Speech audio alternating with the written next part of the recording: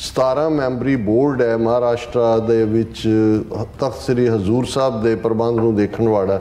ਇਹਦੇ ਚੋਂ 12 ਮੈਂਬਰ ਜਿਹੜੇ ਸਰਕਾਰ ਹੀ ਨੋਮੀਨੇਟ ਕਰੇਗੀ। ਹਾਂਜੀ, ਸ਼੍ਰੋਮਣੀ ਕਮੇਟੀ ਸਿਰਫ 2 करेगी और 2-3 ਲੋਕਲ, ਬਾਕੀ ਖਤਮ। ਸਿਰਫ ਇੱਕ ਕਲੈਕਟਰ ਹੀ ਉਹਨਾਂ ਦਾ ਸੀ, ਬਾਕੀ ਸਿੱਖਾਂ ਦੀ ਬਰੋਡ ਨੁਮਾਇੰਦਗੀ ਜਿਹਦੇ 'ਚ ਲੋਕਲ ਮਰਾਠਵਾੜਾ ਦੇ ਸਿੱਖ, ਤਖਤ ਹਜ਼ੂਰ ਸਾਹਿਬ ਦੇ ਸਿੱਖ, ਕਰਨਾਟਕਾ ਆਂਧਰਾ ਦਾ ਨੁਮਾਇੰਦਾ, 4 Shiromani committee, 2 member parliament, 1 chief Khalsa Diwan. ਹੁਣ ਇਹ ਇੱਕ ਕਲੈਕਟਿਵ ਬਾਡੀ ਸੀ ਜਿਹੜੀ ਕਿ ਉਹਨੂੰ ਰਨ ਕਰ ਰਹੀ ਸੀ। ਅਚਾਨਕ ਉਹਨਾਂ ਨੇ ਇਹ ਬੋਰਡ ਕਮੇਟੀ ਦੀ ਮੀਟਿੰਗ ਕਰਕੇ ਉਹਨਾਂ ਨੇ ਕਿਹਾ ਕਿ ਜੀ ਇਹ 17 ਚੋਂ 12 ਮੈਂਬਰ ਹੁਣ ਅਸੀਂ ਨੋਮੀਨੇਟ ਕਰਾਂਗੇ। ਆ ਜਿਹੜਾ ਕੱਲ ਹਜ਼ੂਰ ਸਾਹਿਬ ਦਾ ਕੰਟਰੋਲ ਉਹਨਾਂ ਨੇ ਜਿਹੜੀ ਓਵਰਆਲ ਸਿੱਖ ਕਮਿਊਨਿਟੀ ਦੀ ਮੈਨੇਜਮੈਂਟ ਹੈ, ਔਰ ਉੱਥੇ ਮਿਲੀਅਨਸ ਆਫ ਡਾਲਰ ਸਿੱਖਾਂ ਨੇ ਲਾਏ ਨੇ ਪਿਛਲੇ 15, 20, 25 ਸਾਲ 'ਚ। ਬਹੁਤ ਡਿਵੈਲਪਮੈਂਟ ਹੋਈ ਕਿਉਂਕਿ ਬਹੁਤ ਸਾਰੇ 350 ਸਾਲਾ ਗੁਰਗੱਦੀ ਔਰ ਦੂਸਰੇ ਗੁਰੂ ਗ੍ਰੰਥ ਸਾਹਿਬ ਦੀ ਗੁਰਤਾ ਦੇ ਸਮਾਗਮ ਆਏ ਤਾਂ ਉਹ ਤੁਹਾਡੀ ਸਾਰੀ ਉਹਨਾਂ ਨੇ with stroke of the pen ਜਿਹੜਾ ਉਹਨਾਂ ਨੇ ਕੰਟਰੋਲ ਲੈ ਲਿਆ। ਤੁਸੀਂ ਓਵਰਆਲ ਵੀ ਸਿੱਖਾਂ ਦੀ ਕਲੈਕਟਿਵ ਕੌਨਸ਼ੀਅਸਨੈਸ ਦੇ ਵਿੱਚ ਇੱਕ ਮੁਰਦਾਪਨ ਦੇਖੋ ਕਿ ਤੁਹਾਨੂੰ ਉਸ ਲੈਵਲ ਦਾ ਉਹ ਵਿਰੋਧ ਹੀ ਨਜ਼ਰ ਨਹੀਂ ਆਉਂਦਾ ਕਿ ਭਾਈ ਉਹਨਾਂ ਨੇ ਸਿੱਧੇ ਤੌਰ ਦੇ ਉੱਤੇ ਜਿਹੜਾ ਹੈ ਉਹ ਸਾਡੇ ਤਖਤ ਦੇ ਉੱਤੇ ਜਿਹੜਾ ਉਹ ਕਬਜ਼ਾ ਕਰ ਲਿਆ। ਅਸੀਂ ਉਹਨਾਂ ਸਿੱਖਾਂ ਨੂੰ ਇਹ ਸਵਾਲ ਪੁੱਛਣਾ ਚਾਹੁੰਦੇ ਹਾਂ ਜਿਹੜੇ ਕਹਿੰਦੇ ਨੇ ਕਿ ਜੀ ਖਾਲਿਸਤਾਨ ਬਣਨ ਤੇ ਇਹਨਾਂ ਦਾ ਕੀ ਬਣੇਗਾ। ਹੁਣ ਤਾਂ ਜੇ ਖਾਲਿਸਤਾਨ ਨਹੀਂ ਬਣਿਆ, ਹੁਣ ਤਾਂ ਤੁਸੀਂ ਭਾਰਤ ਮਾਤਾ ਦੇ ਭਗਤ ਤੋਂ ਪਹਿਲਾਂ ਆਪਣੇ ਇਤਿਹਾਸਕ ਗੁਰਦੁਆਰੇ ਚੜਾ ਲਓ।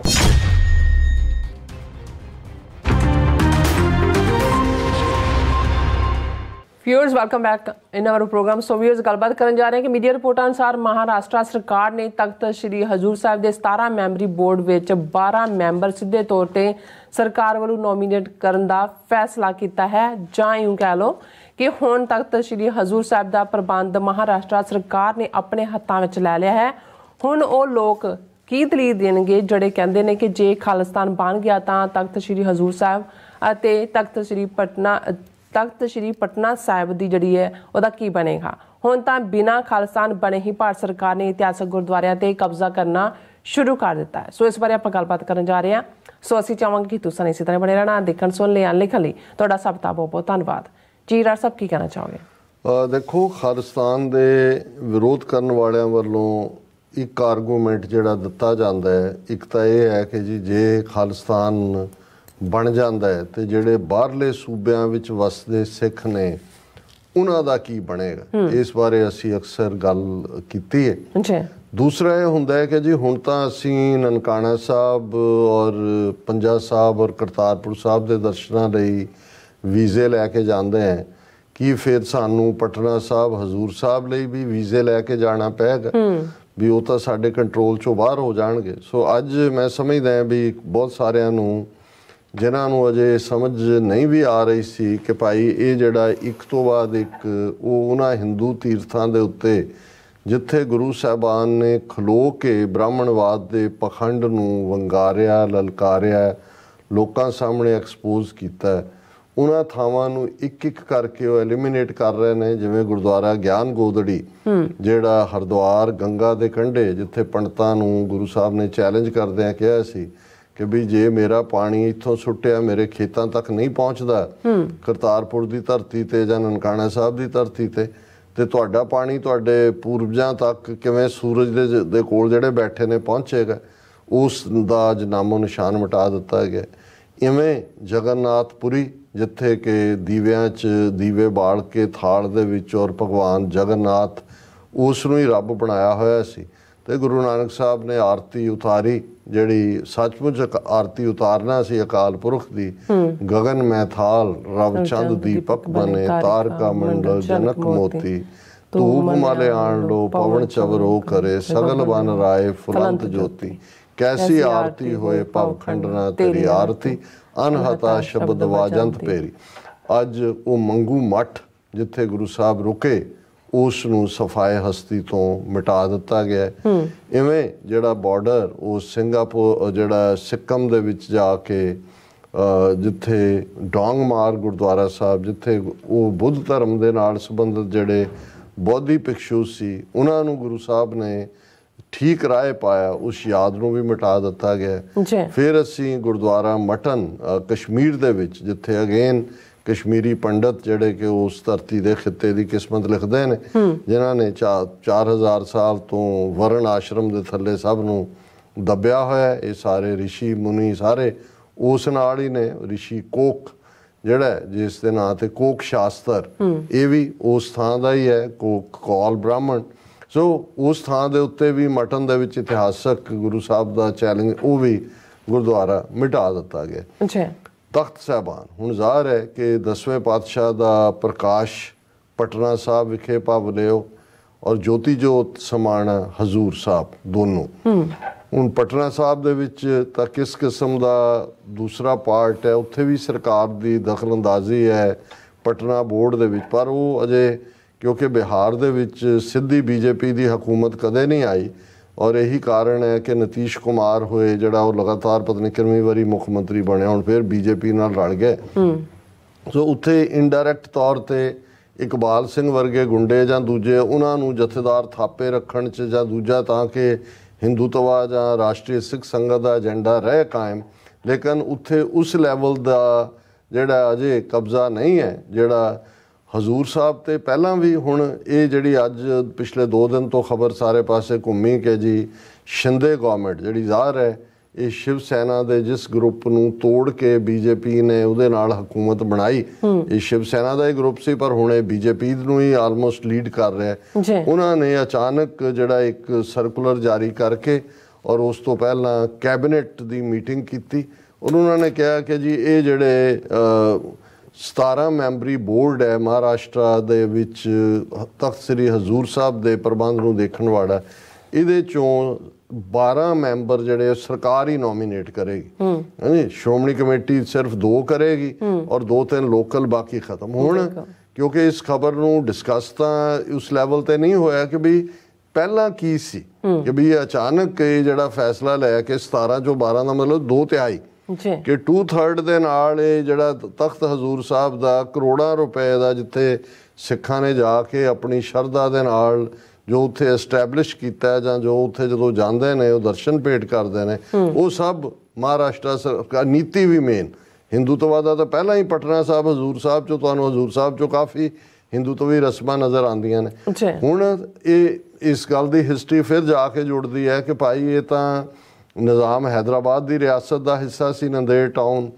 ਮਹਾਰਾਜਾ ਰਣਜੀਤ ਸਿੰਘ ਦੇ ਵੇਲੇ ਸਮਝੌਤੇ ਦੇ ਤਹਿਤ ਜਿੱਥੇ ਉੱਥੋਂ ਸਿੱਖ ਫੌਜ ਆਈ, ਨਿਜ਼ਾਮ ਨੂੰ ਜਿਹੜਾ ਉਹਨੇ ਟੈਕਸ ਕਲੈਕਟ ਕਰਨਾ ਸੀ ਉਹਦੇ ਲਈ ਜਿਹਦੀ ਤਨਖਾਹ ਲਾਹੌਰ ਦਰਬਾਰ 'ਚੋਂ ਜਾਂਦੀ ਸੀ ਔਰ ਇਹਨੂੰ ਬਿਲਟ ਜਿਹੜਾ ਉਹ ਉੱਥੇ ਸਿੱਖਾਂ ਨੇ ਕੀਤਾ। ਫਿਰ ਜਿਹੜਾ ਇਹ 1948 ਤੱਕ ਜਦੋਂ ਹੈਦਰਾਬਾਦ ਰਿਆਸਤ ਆਜ਼ਾਦ ਰਿਆਸਤ ਸੀ, ਇਹ ਨਿਜ਼ਾਮ ਦੀ ਉਸ ਦੇ ਵਿੱਚ ਸੀ ਔਰ ਸਿੱਖਾਂ ਦਾ ਇੰਡੀਪੈਂਡੈਂਟ ਕੰਟਰੋਲ ਸੀ। ਜਦੋਂ 1948 ਦੇ ਵਿੱਚ ਜਿੱਦਣ ਕਾਇਦੇ ਆਜ਼ਮ ਮੁਹੰਮਦ ਅਲੀ ਜਿਨ੍ਹਾਂ ਦੀ ਡੈਥ ਹੋਈ, ਉਸ ਤੋਂ ਅਗਲੇ ਦਿਨ ਇੰਡੀਆ ਨੇ ਫੌਜ ਭੇਜ ਕੇ ਹੈਦਰਾਬਾਦ ਰਿਆਸਤ ਦੇ ਉੱਤੇ ਕਬਜ਼ਾ ਕੀਤਾ। 1 ਲੱਖ ਸਕੁਅਰ ਮਾਈਲ ਤੋਂ ਜ਼ਿਆਦਾ ਹੈਦਰਾਬਾਦ ਦੀ ਰਿਆਸਤ ਦਾ ਇਲਾਕਾ ਸੀ, ਜਿਹਦੇ ਵਿੱਚ ਅੱਜ ਦਾ ਮੌਜੂਦਾ ਕਾਫੀ ਹਿੱਸਾ ਆਂਧਰਾ ਦਾ, ਤੇਲੰਗਾਨਾ ਦਾ, ਮਹਾਰਾਸ਼ਟਰ ਦਾ, ਕਰਨਾਟਕਾ ਦਾ। ਔਰ ਉਸ ਤੋਂ ਬਾਅਦ ਜ਼ਾਹਰ ਹੈ ਕਿ ਕਿਉਂਕਿ ਇਹ ਸੂਬੇ ਬਣ ਗਏ ਜਦੋਂ ਕਿ ਲਿੰਗੁਇਸਟਿਕ ਡਿਮਾਰਕੇਸ਼ਨ ਹੋਈ ਤੇ ਹਜ਼ੂਰ ਸਾਹਿਬ ਦੇ ਹਵਾਲੇ ਨਾਲ 1956 ਦੇ ਵਿੱਚ 1956 'ਚ ਗੁਰਦੁਆਰਾ ਸੱਚਖੰਡ ਬੋਰਡ ਐਕਟ ਇਹ ਬਣਿਆ ਔਰ ਇਸ ਦੇ ਵਿੱਚ ਜਿਹੜਾ ਇਹ ਐਕਟ ਸੀ ਗੁਰਦੁਆਰਾ ਸੱਚਖੰਡ ਬੋਰਡ ਐਕਟ, ਇਹਦੇ ਥੱਲੇ ਕੁੱਲ 17 ਮੈਂਬਰ ਇਸ ਦੇ ਵਿੱਚ ਰੱਖੇ ਗਏ ਜਿਹੜੇ ਮੈਨੇਜ ਕਰਨਗੇ, ਜਿਨ੍ਹਾਂ ਚੋਂ 4 ਮੈਂਬਰ ਸ਼੍ਰੋਮਣੀ ਕਮੇਟੀ ਵੱਲੋਂ ਨੋਮੀਨੇਟ ਹੁੰਦੇ ਸੀ ਹੁਣ ਤੱਕ, ਕੱਲ ਤੱਕ 4 ਮੈਂਬਰ ਸ਼੍ਰੋਮਣੀ ਕਮੇਟੀ ਵੱਲੋਂ, 4 ਮੈਂਬਰ ਸੱਚਖੰਡ ਹਜ਼ੂਰ ਖਾਲਸਾ ਦੀਵਾਨ ਦੇ ਜਿਹੜੀ ਲੋਕਲ ਜਿਹੜੇ ਉਹਨਾਂ ਦੇ, ਤਾਂ ਕਿ ਜਿਹੜੇ ਦੱਖਣੀ ਸਿੱਖ ਨੇ ਉੱਥੇ ਉਹਨਾਂ ਦੀ ਪ੍ਰੋਪਰ ਨੁਮਾਇੰਦਗੀ, 4 ਸ਼੍ਰੋਮਣੀ ਕਮੇਟੀ, 4 ਜਿਹੜੀ ਹੈ ਸੱਚਖੰਡ ਹਜ਼ੂਰ ਖਾਲਸਾ ਦੀਵਾਨ, 2 ਮੈਂਬਰ ਪਾਰਲੀਮੈਂਟ ਸਿੱਖ। ਇਸੇ ਲਈ ਕਦੇ ਬੂਟਾ ਸਿੰਘ ਵੀ ਮੈਂਬਰ ਰਿਹਾ, ਹੋਰ ਵੀ ਰਹੇ ਨੇ ਕਿ ਉਹ ਸਿੱਖਾਂ ਦੇ ਨੁਮਾਇੰਦੇ ਦੇ ਤੌਰ ਤੇ 2 ਸਿੱਖ ਮੈਂਬਰ ਚੀਫ ਖਾਲਸਾ ਇਹ ਜਿਹੜੇ ਨੇ ਪਾਰਲੀਮੈਂਟ ਵੱਲੋਂ, 1 ਚੀਫ ਖਾਲਸਾ ਦੀਵਾਨ ਜਿਹੜੀ ਸਾਡੀ ਐਜੂਕੇਸ਼ਨਲ ਮੂਵਮੈਂਟ ਦੀ ਜਿਹੜੀ ਹੈ ਉਹ ਪਾਇਨੀਅਰ ਬਾਡੀ ਹੈ, 1 ਉਹਨਾਂ ਵੱਲੋਂ, ਤੇ 1 ਜਿਹੜੇ ਨੇ ਮਰਾਠਵਾੜਾ ਦੇ 7 ਜ਼ਿਲ੍ਹਿਆਂ 'ਚੋਂ ਸਿੱਧੇ ਚੁਣੇ ਗਏ 3 ਮੈਂਬਰ ਸ਼ਾਮਲ ਹੁੰਦੇ ਸੀ। ਹੁਣ ਮਰਾਠਵਾੜਾ ਉਹ ਰੀਜਨ ਹੈ ਜਿਹਦੇ 'ਚ ਹਜ਼ੂਰ ਸਾਹਿਬ ਹੈ, ਕਿ 3 ਮੈਂਬਰ ਸਿੱਧੇ ਜਿਹੜੇ ਉਹਨਾਂ ਦੇ ਸਿੱਖ ਨੇ ਮਹਾਰਾਸ਼ਟਰ 'ਚ ਰਹਿਣ ਵਾਲੇ ਮਰਾਠਵਾੜਾ ਉਹ ਚੁਣਦੇ ਸੀ। ਇਸੇ ਤਰ੍ਹਾਂ ਕਿਉਂਕਿ ਹਜ਼ੂਰ ਸਾਹਿਬ ਜਾਣ ਵਾਲੇ ਲੋਕ ਆਂਧਰਾ ਤੋਂ ਵੀ ਜਾਂਦੇ ਨੇ ਔਰ ਇਸ ਤਰ੍ਹਾਂ ਮਹਾਰਾਸ਼ਟਰ ਤੇ ਆਂਧਰਾ ਤੋਂ ਵੀ ਇੱਕ ਮੈਂਬਰ ਚੁਣਿਆ ਜਾਂਦਾ ਸੀ ਤੇ ਇੱਕ ਜਿਹੜਾ ਕਲੈਕਟਰ ਹੈ ਉਸ ਖਿੱਤੇ ਦਾ, ਜਿਹਨੂੰ ਇੱਧਰ ਅਸੀਂ ਡਿਪਟੀ ਕਮਿਸ਼ਨਰ ਕਹਿੰਦੇ, ਉਹ ਉਹਦਾ ਇੱਕ ਹਿੱਸਾ ਹੁੰਦਾ ਸੀ ਤਾਂ ਕਿ ਐਡਮਿਨਿਸਟ੍ਰੇਟਿਵ ਕੰਟਰੋਲ ਰਹੇ। ਸੋ ਸਿਰਫ ਇੱਕ ਕਲੈਕਟਰ ਹੀ ਉਹਨਾਂ ਦਾ ਸੀ, ਬਾਕੀ ਸਿੱਖਾਂ ਦੀ ਬਰੋਡ ਨੁਮਾਇੰਦਗੀ ਜਿਹਦੇ 'ਚ ਲੋਕਲ ਮਰਾਠਵਾੜਾ ਦੇ ਸਿੱਖ, ਤਖਤ ਹਜ਼ੂਰ ਸਾਹਿਬ ਦੇ ਸਿੱਖ, ਕਰਨਾਟਕਾ ਆਂਧਰਾ ਦਾ ਨੁਮਾਇੰਦਾ, 4 Shiromani committee, 2 member parliament, 1 chief Khalsa Diwan.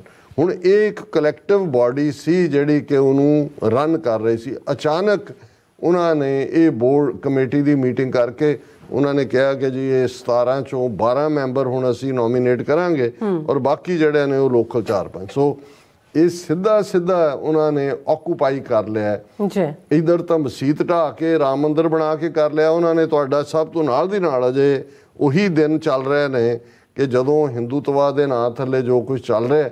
ਹੁਣ ਅਸੀਂ ਉਹਨਾਂ ਸਿੱਖਾਂ ਨੂੰ ਇਹ ਸਵਾਲ ਪੁੱਛਣਾ ਚਾਹੁੰਦੇ ਹਾਂ ਜਿਹੜੇ ਕਹਿੰਦੇ ਨੇ ਕਿ ਜੀ ਖਾਲਿਸਤਾਨ ਬਣਨ ਤੇ ਇਹਨਾਂ ਦਾ ਕੀ ਬਣੇਗਾ। ਹੁਣ ਤਾਂ ਜੇ ਖਾਲਿਸਤਾਨ ਨਹੀਂ ਬਣਿਆ, ਹੁਣ ਤਾਂ ਤੁਸੀਂ ਭਾਰਤ ਮਾਤਾ ਦੇ ਭਗਤ ਤੋਂ ਪਹਿਲਾਂ ਆਪਣੇ ਇਤਿਹਾਸਕ ਗੁਰਦੁਆਰੇ ਛਡਾ ਲਓ। ਆ ਜਿਹੜਾ ਕੱਲ ਹਜ਼ੂਰ ਸਾਹਿਬ ਦਾ ਕੰਟਰੋਲ ਉਹਨਾਂ ਨੇ, ਜਿਹੜੀ ਓਵਰਆਲ ਸਿੱਖ ਕਮਿਊਨਿਟੀ ਦੀ ਮੈਨੇਜਮੈਂਟ ਹੈ ਔਰ ਉੱਥੇ ਮਿਲੀਅਨਸ ਆਫ ਡਾਲਰ ਸਿੱਖਾਂ ਨੇ ਲਾਏ ਨੇ ਪਿਛਲੇ 15, 20, 25 ਸਾਲ 'ਚ। ਬਹੁਤ ਡਿਵੈਲਪਮੈਂਟ ਹੋਈ ਕਿਉਂਕਿ ਬਹੁਤ ਸਾਰੇ 350 ਸਾਲਾ ਗੁਰਗੱਦੀ ਔਰ ਦੂਸਰੇ ਗੁਰੂ ਗ੍ਰੰਥ ਸਾਹਿਬ ਦੀ ਗੁਰਤਾ ਦੇ ਸਮਾਗਮ ਆਏ। ਇਸ ਕਿਸਮ ਦੀਆਂ ਉੱਥੇ ਸਰਾਵਾਂ ਦੇ ਨਾਂ ਥੱਲੇ ਫਸਟ ਕਲਾਸ 에ਅਰ ਕੰਡੀਸ਼ਨਡ ਜਿਹੜੀਆਂ ਨੇ ਉਹ ਬਾਹਰਲੇ ਸਿੱਖਾਂ ਨੇ, NRPs ਨੇ, ਨਾਨ ਰੈਜ਼ੀਡੈਂਟ ਪੰਜਾਬੀਆਂ ਨੇ ਇਨਵੈਸਟ ਕੀਤਾ। ਉਹ ਤੁਹਾਡੀ ਸਾਰੀ ਉਹਨਾਂ ਨੇ with stroke of the pen ਜਿਹੜਾ ਉਹਨਾਂ ਨੇ ਕੰਟਰੋਲ ਲੈ ਲਿਆ। ਉਹਨਾਂ ਦੇ ਜਦੋਂ ਉਹਨਾਂ ਦੇ ਮੈਂਬਰ ਨਾਮਜ਼ਦ ਹੋਣਗੇ ਉੱਥੇ ਹੀ ਉਹ ਮੂੰਹ 'ਚ ਤੰਬਾਕੂ ਔਰ ਬੀੜੀਆਂ ਪੀਂਦੇ ਔਰ ਉਹਨਾਂ ਦੇ ਬਾਬੂ ਡਿਸਾਈਡ ਕਰਨਗੇ ਕਿ ਕਿੱਥੇ ਉਹਨਾਂ ਨੇ ਕੀ ਕਰਨਾ। ਸੋ ਹੁਣ ਇਹਦਾ ਜਵਾਬ ਜਿੱਦਣ ਇਸ ਕਿਸਮ ਦੀ ਜਿਹੜੀ ਨਸਲ ਦੇ ਲੋਕ ਨੇ ਦੇ ਦੇਣਗੇ, ਫਿਰ ਅਸੀਂ ਵੀ ਉਹਨਾਂ ਨੂੰ ਇਹ ਦੱਸ ਦਿਆਂਗੇ ਕਿ ਭਾਈ ਖਾਲਿਸਤਾਨ ਬਣਨ ਦੇ ਨਾਲ ਕਿਵੇਂ ਮਹਿਫੂਜ਼ ਹੋਣਗੇ ਸਾਡੇ ਗੁਰਦੁਆਰੇ। ਅੱਜ ਤਾਂ ਬਿਨਾਂ ਬਣੇ ਉਹ ਤੁਹਾਡੇ ਇਤਿਹਾਸ ਨੂੰ ਵੀ ਮਿਟਾ ਰਹੇ ਨੇ। ਔਰ ਉਦਾਹਰਣ ਇਹਦੇ 'ਚ ਹਰਜਿੰਦਰ ਸਿੰਘ ਧਾਮੀ ਸ਼੍ਰੋਮਣੀ ਕਮੇਟੀ ਪ੍ਰਧਾਨ ਜਾਂ ਜਥੇਦਾਰ ਅਕਾਲ ਤਖਤ ਜਾਂ ਦਲਜੀਤ ਸਿੰਘ, ਉਹਨਾਂ ਦੇ ਬਿਆਨ ਮਾਤਰ ਆਏ ਨੇ। ਕੋਈ ਈਵਨ ਦੇਖੋ ਇਹ ਇਵੇਂ ਹੀ ਹੈ, ਕੋਈ ਕਹੇ ਜੀ ਵੈਟੀਕਨ 'ਚੋਂ ਪੋਪ ਕੱਢ ਕੇ ਇਟਲੀ ਦੀ ਸਰਕਾਰ ਜਿਹੜੀ ਆ ਉਹਦਾ ਕੰਟਰੋਲ ਲੈ ਲੇ। ਤੁਸੀਂ ਓਵਰਆਲ ਵੀ ਸਿੱਖਾਂ ਦੀ ਕਲੈਕਟਿਵ ਕੌਨਸ਼ੀਅਸਨੈਸ ਦੇ ਵਿੱਚ ਇੱਕ ਮੁਰਦਾਪਨ ਦੇਖੋ ਕਿ ਤੁਹਾਨੂੰ ਉਸ ਲੈਵਲ ਦਾ ਉਹ ਵਿਰੋਧ ਹੀ ਨਜ਼ਰ ਨਹੀਂ ਆਉਂਦਾ ਕਿ ਭਾਈ ਉਹਨਾਂ ਨੇ ਸਿੱਧੇ ਤੌਰ ਦੇ ਉੱਤੇ ਜਿਹੜਾ ਹੈ ਉਹ ਸਾਡੇ ਤਖਤ ਦੇ ਉੱਤੇ ਜਿਹੜਾ ਉਹ ਕਬਜ਼ਾ ਕਰ ਲਿਆ। ਜੀ ਡਾਕਟਰ ਸਾਹਿਬ ਤੁਹਾਡਾ ਬਹੁਤ ਬਹੁਤ ਸ਼ੁਕਰੀਆ। ਸੋ ਅਥਲੈਨ ਬ੍ਰੇਕ ਵਿਊਅਰਸ ਤੁਸੀਂ ਕਿਤੇ ਨਹੀਂ ਜਾਣਾ, ਮਿਲਦੇ ਆਫਟਰ ਦਿਸ ਸ਼ਾਰਟ ਬ੍ਰੇਕ।